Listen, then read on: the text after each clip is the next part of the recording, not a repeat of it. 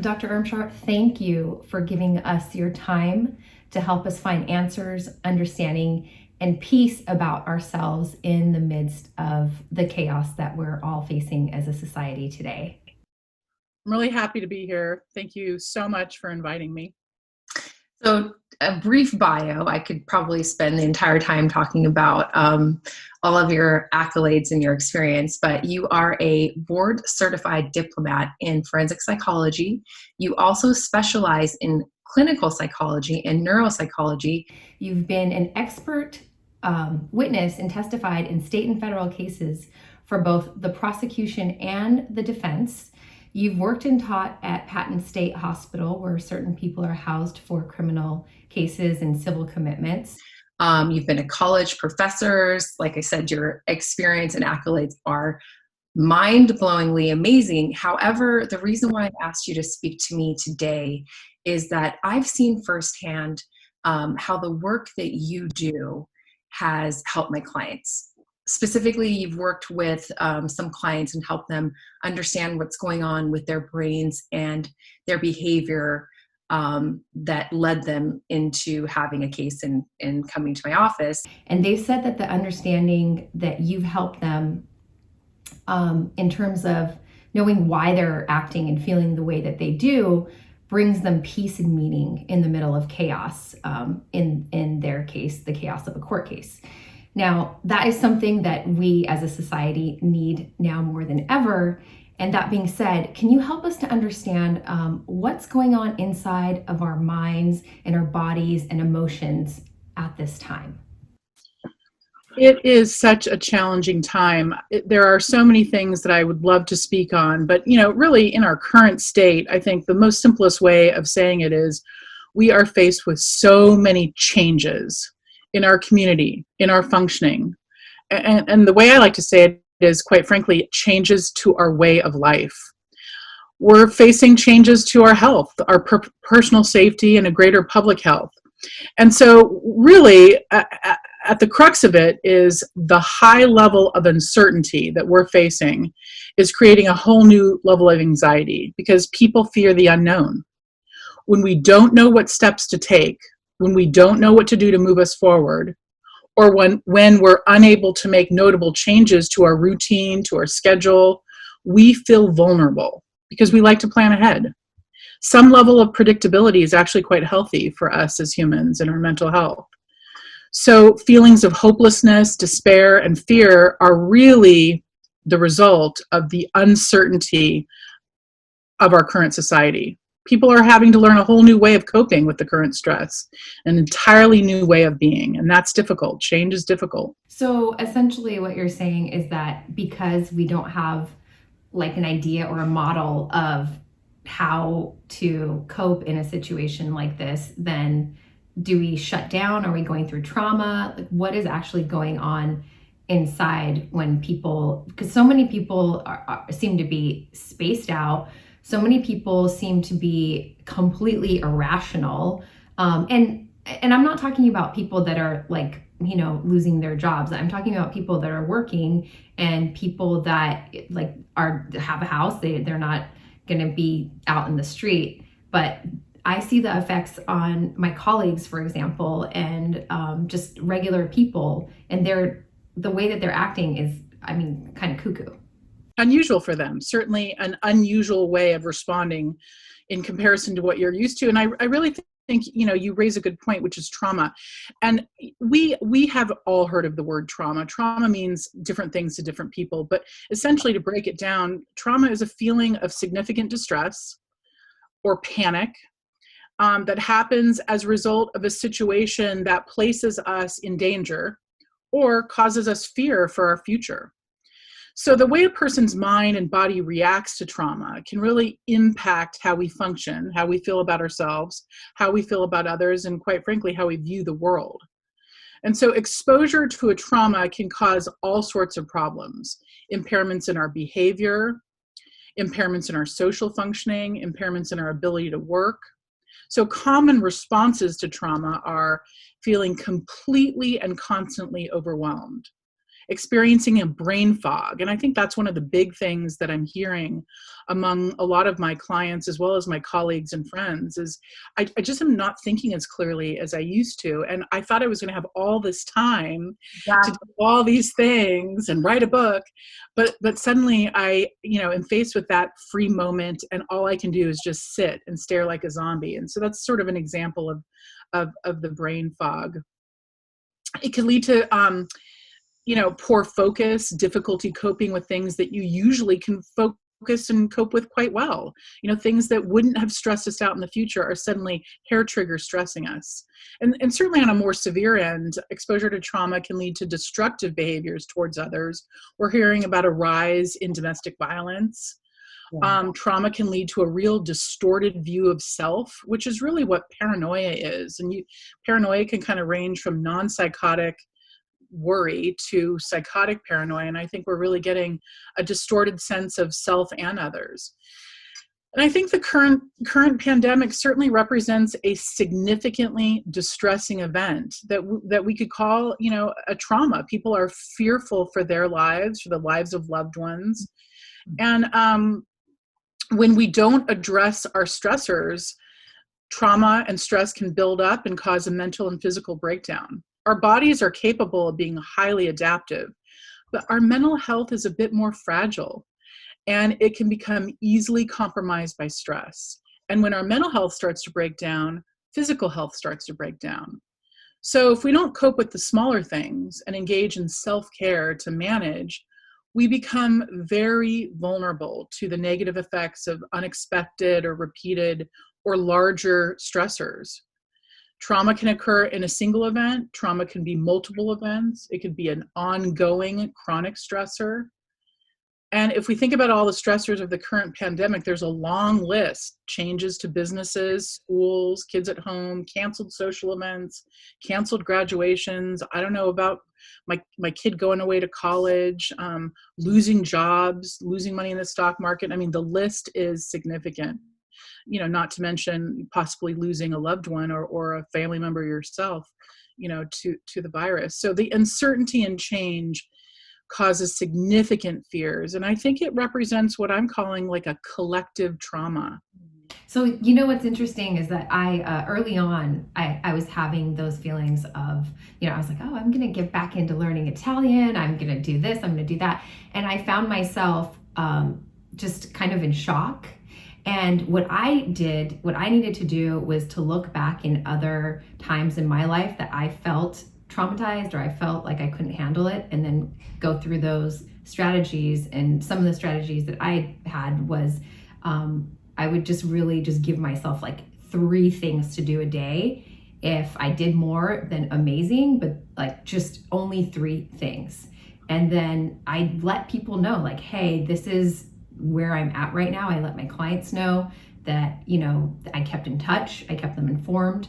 And the other thing that I had to do was really kind of like address the grief of my not knowing, like you said, the uncertainty of what my life was going to look like in the near future or in the distant future, and kind of like grieving the great plans that I had for myself and my family and my business and everything this year. So can you talk a little bit about how the uncertainty and maybe the grief and the trauma kind of like show up, and any strategies that people can utilize?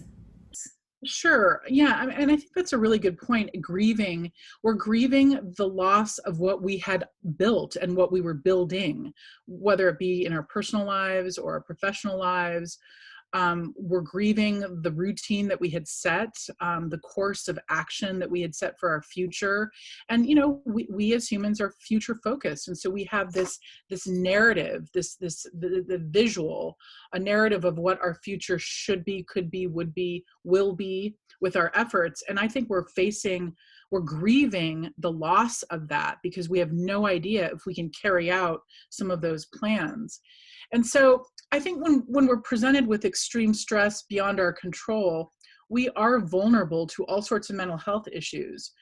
And typically when we're faced with extreme uncertainty or trauma, our brains go into an automatic habit that is coined by neuroscientists as a negativity bias, which leaves us sort of reacting to all the situations that we're faced with through a lens of danger. So we react to life as though we're in constant danger. And quite frankly, we are in some level of danger. But this negativity bias is a lens where we're looking at everything that way. And we become fixated on potential threats rather than looking at the bigger picture and rather than looking at what can we do to manage.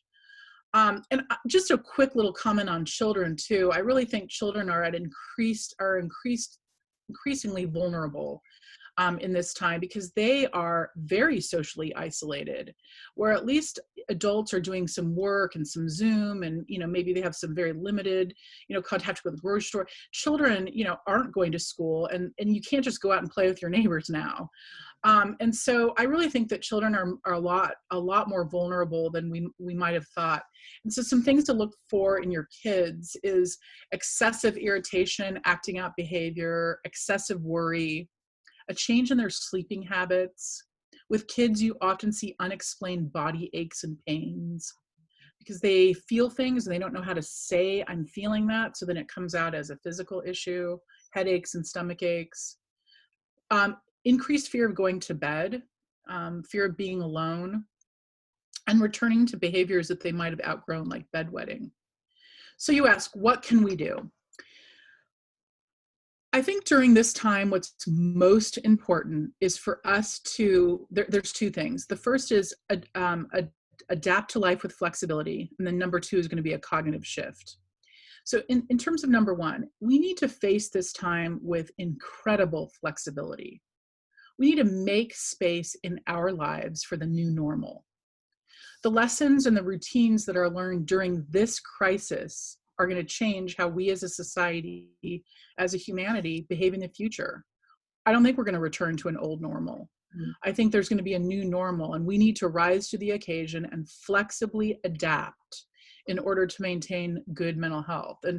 And success does demand flexibility. If you even just sort of look at, good leadership talks on how to be successful in any situation. We are currently talking about trauma and stressors and pandemic, but in any situation, success demands flexibility, and people who are adaptive are inclined to have better physical and mental health.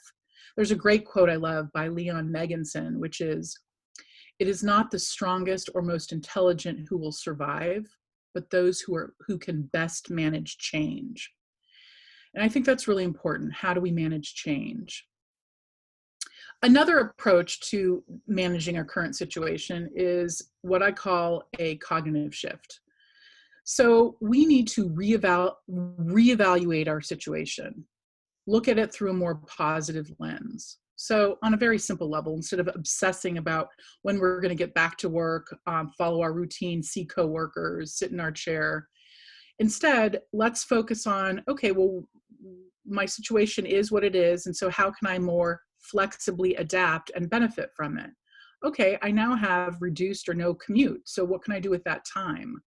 I'm going to actually allocate that time for a morning walk. That used to be my drive time, and now it's a morning walk, and I'm going to schedule it as though it's an appointment. Increase relaxation time, spend more time with family, focus on back burner projects, but address them as though they're appointments, as you would have in a workday. So that extra time in your schedule is now reallocated to something that you perceive as being productive. And start looking at things from a more positive lens on what can I accomplish and what do I still have and what am I grateful for. And so that's all, sort of cognitive shift. Another point I want to make is to give space to other people. It's important to remember that everyone reacts differently to stressful situations. And I think one of the reasons people are kind of going crazy right now or changing or, responding to things so differently is because they're not giving each other space to react differently. People need to manage stress in their own way. So give them that space and respect them. For you, take care of your own mind and body, increase your mindfulness, increase, get outdoors more. I think that's one of the beautiful things about what is happening. If I'm looking at life through a positive lens as a professional, I'm seeing so many more people outside walking, and so many more people engaged, with their spouse or significant other or friend or children, engaged in a connection that they might not have had time for before. And so I think that's a really beautiful thing that's happening because of this. So again, looking at what can we be grateful for, and how can I have a more positive cognitive set about what's going on. The last thing I want to say on this topic, to address your question, is, as a professional, what can we do? And I think that we as professionals need to be particularly, I think we need to take particular time to care for ourselves, because we're facing this chaos and this trauma and this stress in the same way that our clients are. Your clients, defendants, my clients, our clients in the legal arena and in mental health arena are faced with stress. That's why they come see us, you and I.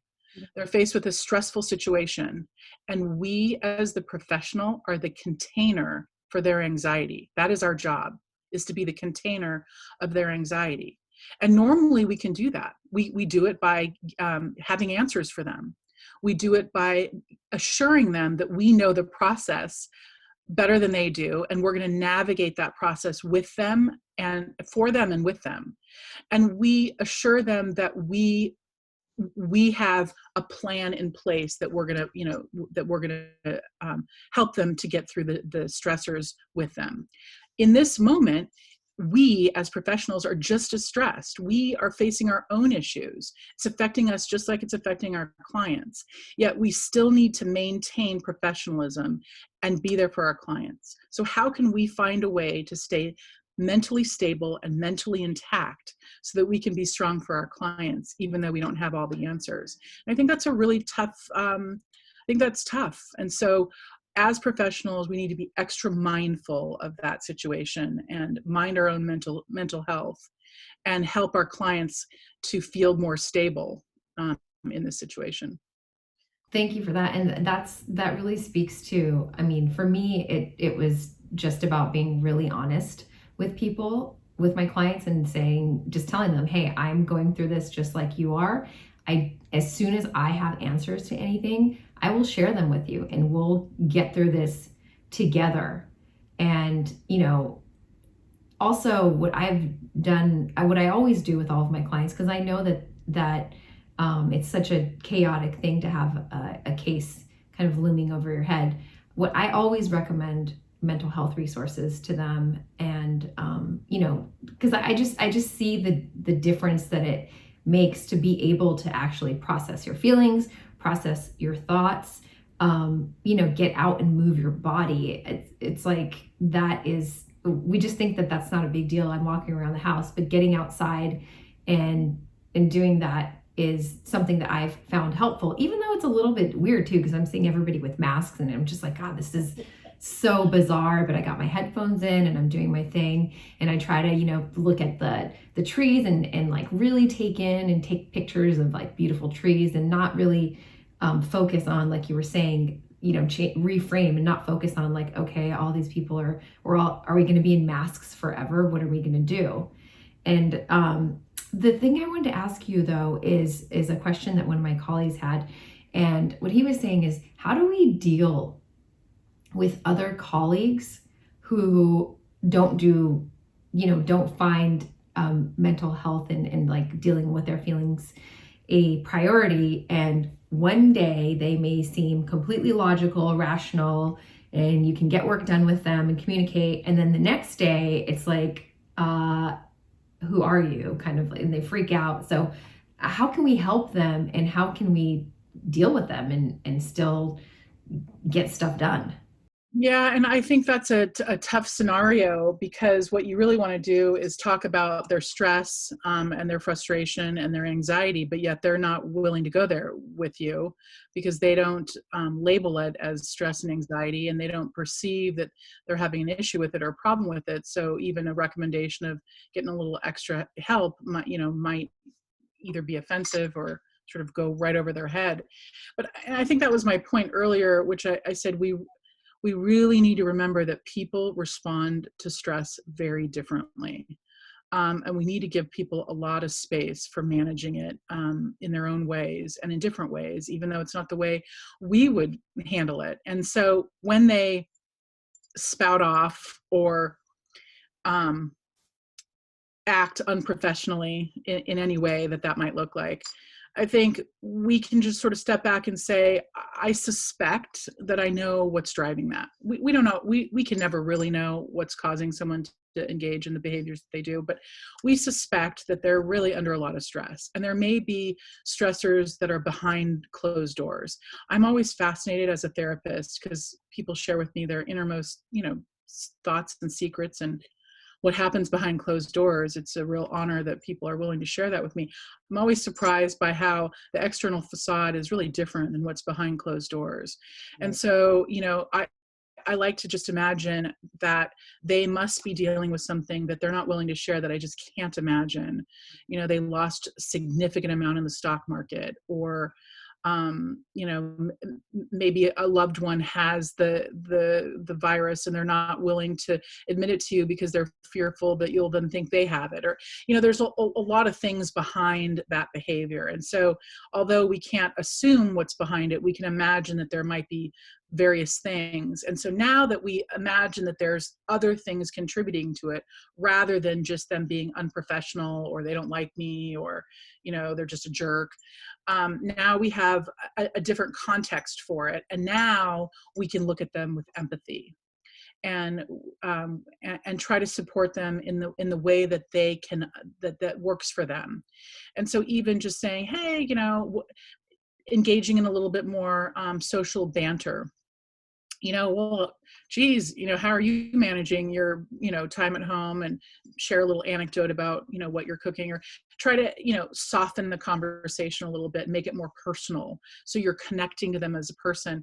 And I'm always surprised by what they are then willing to share once it gets a little softer. And then they go, oh my God, I don't really want to tell anyone, but, my sister-in-law, is positive for the coronavirus, and I'm really worried about that, and I don't know if I should be telling anyone. And now suddenly the context is very different for you.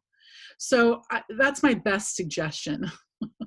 I love that. And that's what I kind of learned to do, because I was exchanging phone calls and emails with certain prosecutors, and I could feel their anger, at me, and like, why are you asking for this? Or like, blah, blah, blah. And my response in my head wanted to be equally as angry, but then I did do that. I did step back, and I'm like, I don't even know. Like, they're probably so worried. Maybe they have, like you said, a loved one, or they're afraid for their loved one, or whatever. And I just tried to be really compassionate. And the other thing that I try to do is kind of like schedule in a time, like email them like, hey, would you mind if I emailed you tomorrow about blah, blah, blah, or would next week be better, or whatever, instead of like just going full in, just like we used to do business before, kind of thing. And so to that point too, doing business before, I've seen a lot of colleagues that they say like, look, I set my alarm to get up at 6 a.m. and then I go to my office, because as attorneys, we can still go to our offices because we're essential businesses, as are you. And so, they say I go to my office, I'll drive to my office, or I'll just, go to my home office. I sit down, I'm early, and then I'm completely unmotivated. And I'd love to hear your thoughts, but my thought is that they're still trying to do the same, like work in the same way when nothing is the same. And so what would you say to somebody that is facing that? Well, I think, here is when lists become a little bit more important, so that we aren't prone to brain fog. At least if we have something visual in front of us, we can kind of look at our tasks. And, I do also work in my office as opposed to home, even though all of my work is essentially teletherapy at this point, because my office does signal all the things that are associated with work. So I do think working from home is a little more difficult for people. And my heart really goes out to those who really have to work from home. because those signals are family time, rest, relaxation, cooking.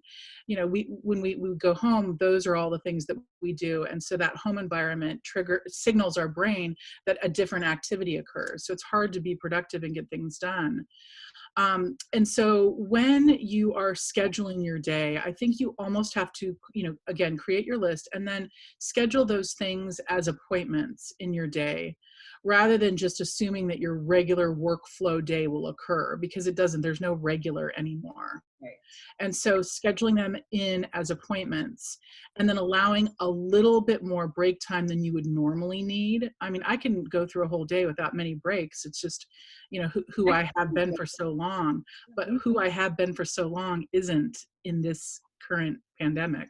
So I have to give myself space for behaving a little differently and giving myself a little more breaks throughout the day.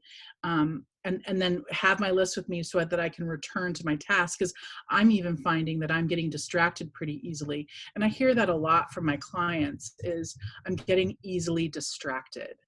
And so I had my list and I had my task, but then I moved on to something else and I never returned to it. And that is very common when someone's anxious, because it's like anxiety is like a computer that's constantly going, but at a slightly slower rate.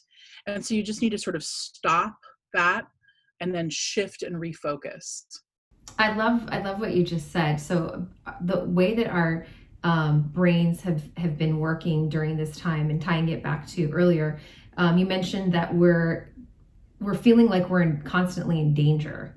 And that, coupled with the anxiety of having the effect of our brains slow down, that's just not how we normally function. And so we can't expect the normal ways that we lived to function for us at this time. And one of the things that I've done, with respect to the list, like you mentioned, I will put every single thing down that I need to do. For example, I know that I want to turn my phone off when I wanted to speak with you today, right? That was on my list. Turn your phone off. Guess what I didn't think about doing right before? Turning my phone off. And these little things that normally I wouldn't even consider putting on a list, I'm just like breaking it down inch by inch, not only so I remember, but when I check it off, I'm like, oh, good. I'm accomplishing something today. Yeah, it feels good to me. As you were asking me that question, it dawned on me that some of those people are really used to being socially connected. They may choose that profession because they're outgoing, they're extroverts. Extroverts need to be around people, like to be around people. They engage on a regular basis with a lot of people as a part of their career, of their job, of their profession. And so I think now we're in more of a space of social isolation. And I think we're underestimating the impact that social isolation is having on us as an individual and us as a society. And people think, oh, I'm doing Zoom, or, I still see people. It's not the same. Social engagement is really, really important and healthy for us. There's been a lot of research on the impact of social isolation on an individual's functioning, sort of predating COVID-19. And it has a significant impact on personal health and mortality. We know that social isolation increases blood pressure, it increases obesity, and loneliness can increase cardiovascular problems. Social isolation has been shown to increase inflammatory responses, hormone-related issues, sleep-related issues. There's a really good study by Singer, and I think it's Singer 2018. They've noted that as social beings, we're really biologically and psychologically programmed to need social networks. So when we're without those, it creates physical and mental stress. And so I just wonder if people in some of these professions, especially if you think about, charity work, non-for-profit work, careers that are very social, people-focused, the helping professions, if you're not doing the things that you were normally doing, then the body goes into that social isolation mode, that lonely mode. And it really is a risk factor for depression. And And depression affects sleep. It makes people more susceptible to issues with immune function. And certainly that's the hot topic right now, is how do we increase our immune functioning? And sadly, social isolation is not the answer. And depression is not the answer. And so I just I wanted to throw that in there, because I think it's really affecting a lot of people. And as I think about even the clients that you serve in terms of individuals who are facing incarceration or who are currently incarcerated, I mean, wow, there's a great parallel there, because incarceration is inevitably more socially isolated. And so it just makes me I'm reminded of the impact that those who are incarcerated, the impact of social isolation on those who are incarcerated, and how that affects their physical and mental health, kind of reviewing the impact of social isolation on society in general. They really have significantly less social supports and social contact just by nature of incarceration. And right now, I think that's even more pronounced, because I know some of the job and work programs within the jails and prisons have been shut down. So even the moments that did provide them social connection, even those are taken away. And I think, visiting has been shut down for jails and prisons, and, regular contact with their attorneys. So it's a very interesting parallel in some ways to what the rest of our society and community is facing. So I think I really went off topic a little bit there, but it was just on my mind.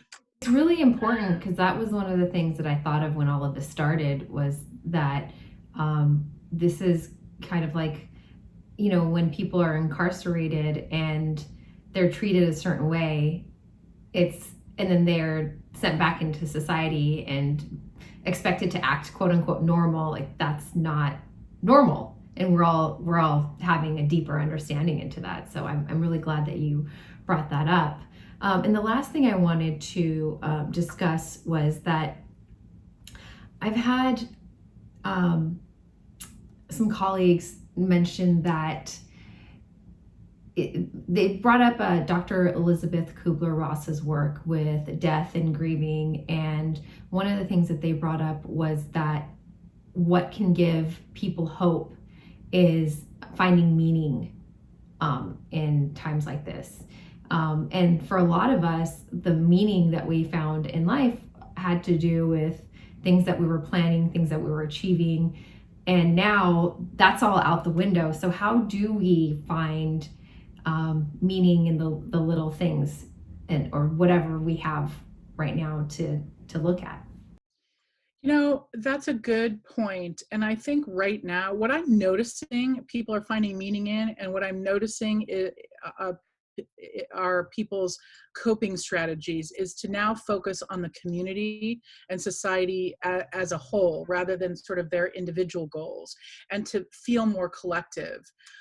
We have joint experiences now, and we have joint goals. We're sort of all in this together, which is sort of the new meaning. And so how can we look at this as a way of thinking about bringing people together? And that's like the new meaning, is supporting each other, and a sense of community, and quite frankly, a sense of generosity and giving back to others who are also struggling. So for me as a professional, one of the keys to the work that I do with my clients is to help them to engage in gratitude and generosity. And so those are two big words for me, the two G's, and it's so important for mental health. And I think that that's the new meaning, which is, what can I be grateful for? I used to take so many things for granted. And how can I shift and really appreciate what I do have, and feel grateful for what I and we as a community still have? And then how can I be generous and give back? And so we're seeing all these, individuals donating supplies, and, finding things that hospitals need, and donating masks, and donating food, and trying to help in any way they can. And really trying to be a support to the community. So I think that's I think that's the new focus, is being generous and feeling grateful for what we do have, and having a shift in the way we look at life. That's really powerful, and I found that for myself. I used to be a yoga teacher way back in the day, and I've started to just offer classes to people once in a while, and that just gives me actually meaning to my life, because I'm able to contribute in that way, and I'm able to be generous in my time in that way, and I'm able to help somebody else. So I definitely agree with you, and I've implemented that in my life. So I can vouch for that. Is there anything else that you want people to know about how they're feeling, or is this going to pass? Any kind of closing remarks on that? I mean, just the really easy ones that are sort of almost cliche, but they're powerful for me is, we are in this together. So you're not alone, and this too shall pass. I think those are really good key phrases. And then, again, be generous and find ways that you can give to others. I mean, I have some musician friends who are, trying to post a daily, they play the violin every morning for 2 or 3 minutes and post it on Facebook, because that's one of their gifts, one of their talents that they can offer to inspire others. And so how can we as an individual, as a community, as a society, be there for others to inspire them? This too shall pass. We're in it together, and we will get through this. Those are key phrases. Thank you. And thank you for being generous with your time and contributing to us today. Thank I you for inviting me. include the link to your website so people can know where to find you. No, thank you. Thank you. It's always a pleasure to work with you. You are very generous with your time and always thinking about your clients. I think that's something I've really always admired about you. Thank you so much. All right, I'm signing off. See you soon. Take Okay. care. Bye. Okay, bye.